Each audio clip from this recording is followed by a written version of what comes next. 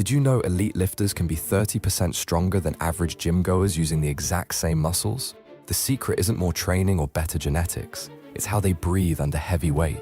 Most people hold their breath completely wrong during heavy lifts. They either breathe too shallow or exhale at the worst possible moment. This destroys their spine stability and cuts their strength in half. Elite performers use something called the Valsalva maneuver. They take a massive breath, fill their entire core like a pressure balloon, then hold it through the hardest part of the lift. This creates internal pressure that acts like a natural weightlifting belt around your spine. Your diaphragm pushes down, your abs push out, and your back muscles lock into position. This turns your entire torso into an unbreakable cylinder of strength. The pressure protects every vertebrae while unlocking hidden power reserves in your muscles. Time your exhale for after you pass the sticking point.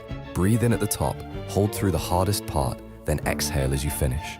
Master this pattern and watch your personal records explode overnight.